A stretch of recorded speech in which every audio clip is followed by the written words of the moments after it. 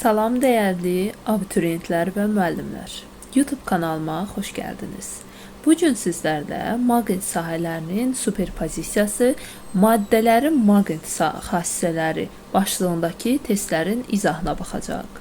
Videoya keçməzdən əvvəl videomu bəyənib kanalıma abunə olmağı unutmayın.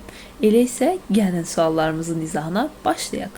Bir nömrəli sualda mənə deyir ki, induksiyası 0,2 testdə olan xarici maqnit sahəsində yerləşdirilən və maqnit nüfuzluğu 600 olan metal daxilindəki maqnit induksiya vektorunun qiymətini hesablayın. Deməli, maqnit nüfuzluğu müdür. Mü bərabərdir. B bölünsün B0'dır bizim düsturumuz. Buradan da B-ni istəyirsə, B bərabər olur. Mü vurulsun B0'a. Buradan da yerinə qoyuram. Mü 600'dür. B0'da 0,2'dir. Bu da bizə verir 12 testa. Deməli onda cavab olur 12 testa, yəni C variantı. 2 nömrəli sual. İnduksiyası 5 milli testa olan maqnitləşdirici sahədə yerləşən metal lövhənin daxilində maqnit sahəsinin induksiyasının 20 testa olduğunu bilərək metalın maqnit nüfuzluğunu hesablayın. Deməli, mən burada nə edəcəm? Yazacağım ki, mü bərabərdir, B bölünsün B0. Bu dəfə münü istəyir, onda mü bərabərdir. Deməli, B'miz 20 testadır. B0'ımız 5 milli tesladır. Bunu yazacağım 5 vurulsun 10 üstü mənfi 3. 20'ni 5'e bölsəm 4. 10 üstü mənfi 3 də sürətə qalxar, müsbət 3 olar. Bu da mənə verər 4000. Cavab olur C variantı. 3. Nikel üçün kiri temperaturu 360 dərəcə Selsidir. Hansı temperaturda nikel ferromaqnit xassəsinə malikdir? Əvvəla bu temperaturu Kelvinə keçək. 365'in üstə 273 gəlirəm. Bu mənə verir 8, 13, 638 Kelvin. Deməli, mənim küre temperaturum 638 Kelvindir. Bu 638 Kelvindən böyük temperaturlarda ferromaqnit öz xassəsini itirir. Böyükdə. Amma kiçikdə ferromaqnit xassəsi olur. İndi mənim malikdir deyirsə 638 Kelvindən kiçik olan temperatur axtarıram, 630 Kelvin olur. Yəni cavab B variantı. 4. Polad üçün küre temperaturu 735 dərəcə Selsidir. Bunu çevirək. 735'in üzərinə 273 gəlib Kelvinə çevirirəm. 5 üstə 3 8 edir. Bu 10 0 yazırıq. 9 bir də 10. 1008 Kelvin etdi. İndi mənə deyir malik deyil. Malik olmaması üçün 1008 Kelvindən yuxarı olmalıdır. Onda 1020 Kelvin olar. Cavab Y variantı. 5 nömrəli sual. Dəmir üçün kiri temperaturu 735 dərəcə Selsidir. Hansı temperatura malik dəmir ferromaqnit xassəsinə malikdir? 735'i Kelvinə çevirdik. 1008 Kelvindir. İndi bizə deyir malikdir. Onda 1008'dən kiçik temperaturu götürməliyik. Yəni cavab olur 1000. D variantı. Sahəsi S olan kontur maqnit induksiya vektorunun qiyməti B olan bir cis maqnit sahəsinə perpendikulyar yerləşdirmişdir. Kontur induksiya vektoruna nəzən 180 dərəcə çevirdikdə maqnit selinin dəyişməsi. Deməli, biz bir dənə induksiya vektorunu çəkək, şəklimizə baxaq. İnduksiya vektorumuzu çəkdik. Kontur deməli S olan kontur vektoruna perpendikulyar yerləşib. Yəni, baxın bu formadaymış. Deməli, perpendikulyar yerləşibsə, S səthinin sahəsindən B induksiya arasındakı bucaq 90 dərəcə veribdir. 90 dərəcə veribdir. Mən onda səthin normalını çəksəm, səthin normalı baxın budur. N. Görürəm ki, səthin normalı ilə B induksiya arasında qalan bucaq 0'dır. Alfa yəni 0 dərəcədir. Mən finin düsturunu yazanda fi 1 bərabərdir B kosinüs alfa. Bu kosinüs alfa səthdəki induksiya ilə normal arasında qalan bucaqdır. Onda kosinüsümdə 0'da 1 alır. Onda fi 1'im sadəcə B olar. İkinci halda isə alfam nəyə bərabərdir? Konturu 180 dərəcə çevirəndə alfam 180'ə bərabər olur. Kosinüsüm. Yəni B ilə N arasındakı bucağım. Onda fi 2'ni yazanda olur BS. Kosinüsün də yerinə kosinüs 180'də kosinüs 180'də mənfi 1 alır. Onda bunu da yerinə qoyanda mənfi B'si olur. Bunu da dəyişməsini tapanda delta fi'nin bərabər olur modulda fi 1 minus fi 2. Burada da fi 2'nin də qabağında bir mənfi olduğu üçün bunlar toplanır, olur 2Bs. Yəni cavab A variantı. Keçək növbəti suala. 7-də deyir ki, iki cəryanlı naqilin enkəsliyi təsvir olmuşdur. Cəryanların istiqaməti şəkil müstəvisindən perpendikulyar istiqamətdə bizə doğru yönəlibdir. Naqillərdəki cəryan şiddətləri eynidir. Naqillərdən eyni uzaqlıqda olan A nöqtəsində maqnit sahəsinin induksiya vektoru hansı istiqamətdə yönəlir? Sizə çox sadə bir qayda öyrədəcəm. Əgər iki naqilinizin də cəryanın istiqaməti eynidirsə, bunları silib bir dənə naqil kimi götürə bilərsiniz. Cavabınız düz gələcəkdir. Bir dənə naqil kimi götürdünüzmü? Ondan sonra bir dənə belə bir dairə çəkirsiniz. Baxın, bu formada indi elə çəkim ki, A nöqtəsinə tam düşsün. Aha. Sonra isə bilirəm ki, nöqtə olanda sadə qrəbin əksi istiqamətində fırlanır. Yəni istiqamət sadə qrəbin əksi nə olur? B induksiyanın. Onda B induksiyanı da belə yönəltsəm, A nöqtəsindən 1 istiqamətində çıxır, cavab olur D variantı. Keçirəm növbəti sualda da baxın. Biri x-dır, o biri də x-dır. Onda mən nə edirəm? Bunları silirəm. Bir dənə tən ortaya bir x yazıram. Sonra da x-in öz ətrafında maqnit induksiya vektorunun istiqamətini göstərir, A nöqtəsi üçün uyğunluğunu tapıram. Baxın, x-da bilirəm ki, sadə qrəb istiqamətində fırlanır, gəlir 2 nöqtəsinə düşür. Cavab C. Bu qədər sadə. Həll edə bilərsiniz. Sonra 9-da eyni cəryanlı naqillərin inkəsikləri göstərmişdir. A nöqtəsində yekun maqnit sahəsinin induksiya vektoru. Deməli, uşaqlar, burada hər birinin induksiya vektorunu çəkəcəm A nöqtəsi üçün. Baxın, belə. Aha, indi, baxın, birinci baxıram ki, bu, yəni, x-inki sadə qrəb istiqamətində fırlanır. B induksiyası A nöqtəsindən, baxın, belə aşağı yönəlir. Digərlərini də göstərirəm, baxın, belə. Nöqtə olanda isə sadə qrəbin əksinə fırlanır. Yəni, baxın, bu formatda fırlananda nöqtənin induksiyası da aşağı düşür. Onda A nöqtəsindən yekunda induksiya hansı istiqamətdə yönələr? Aşağıya. Yəni, cavab olur Y variantı. Bu şəkildə həll edirik.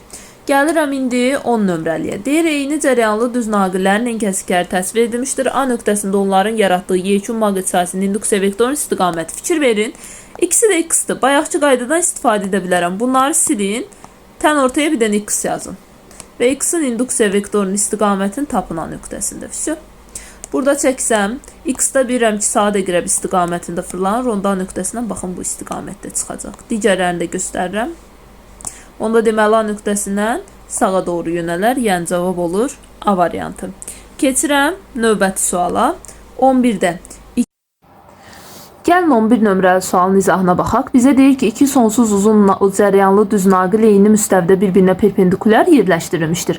Birinci cəryanlı naqilin maqnit sahəsinin M nöqtəsindəki induksiyası B olarsa, yekun sahənin bu nöqtəsindəki induksiyanın nəyə bərabər olar?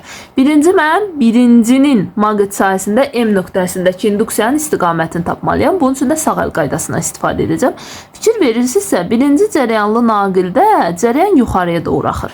Keçən dəfə bunu izah etmişdim ki, sağ əl qaydasından necə tapılır? Qələmi götürürük. Qələmin uc hissəsini cəryan istiqamətində yönəldirik. Baxın, yuxarı gedir, yuxarı yönəltmişəm. Ovucumu götürdüm, sağ əlimi.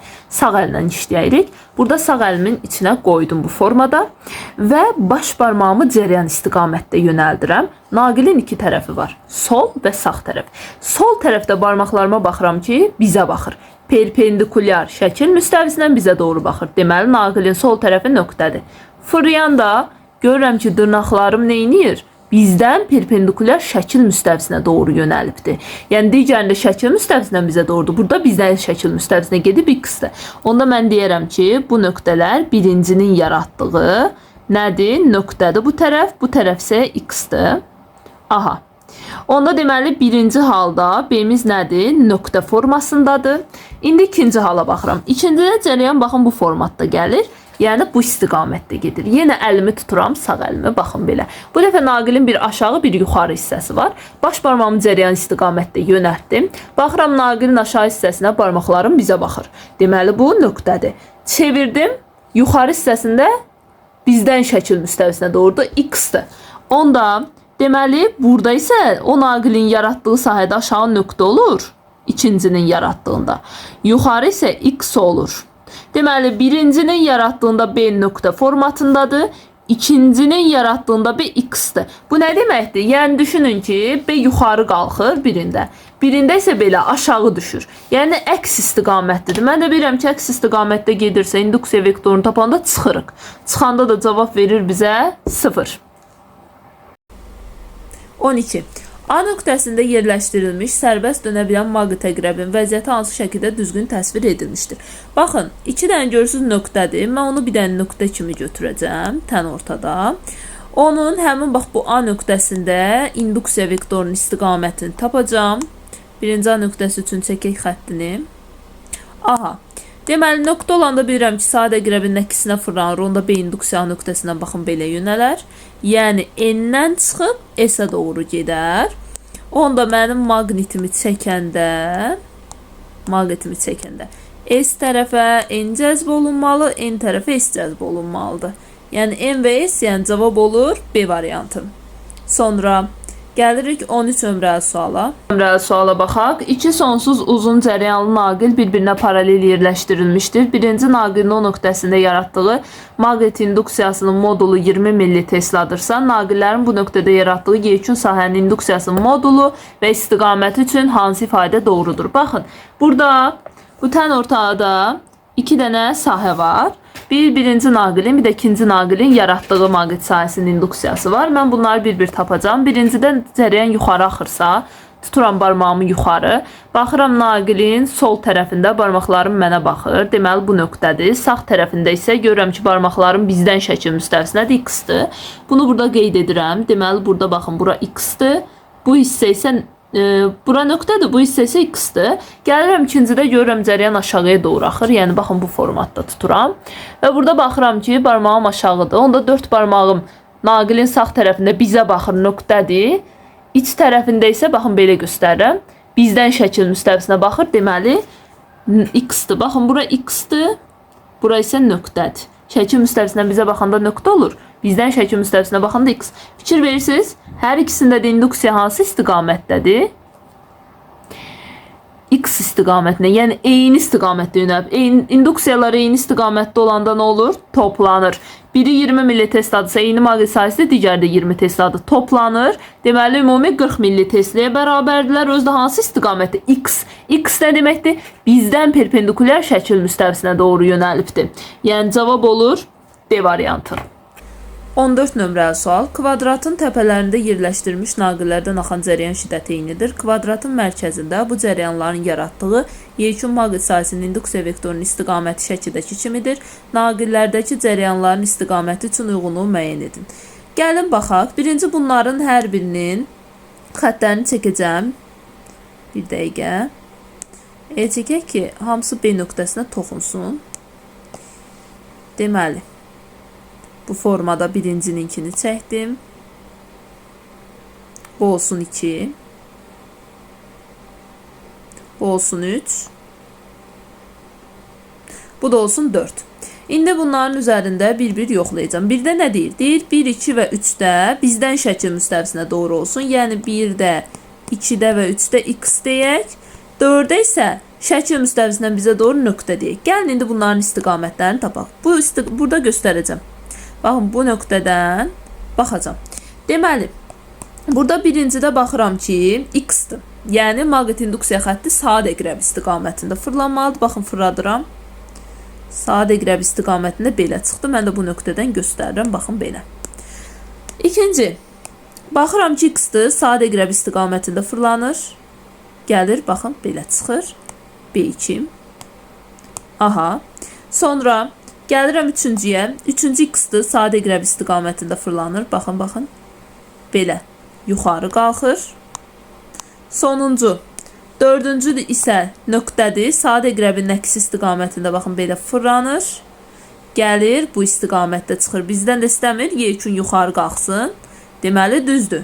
Bir uyğun gəlir. Baxın, yuxarı yönəldi. Orada bir kiçik B vektoru verib mənə. Deməli, bir doğrudur. Biri götürərəm, qalan variantları silərəm. Bunlar getdi. Ya C-dir, ya Y-dir. Deməli, 3 də var, uşaqlar. 2-ni yoxlamıram, çünki yoxdur. Yenə bu qaydada yoxlayırıq. 3-ü də yoxlayaq, gəlin.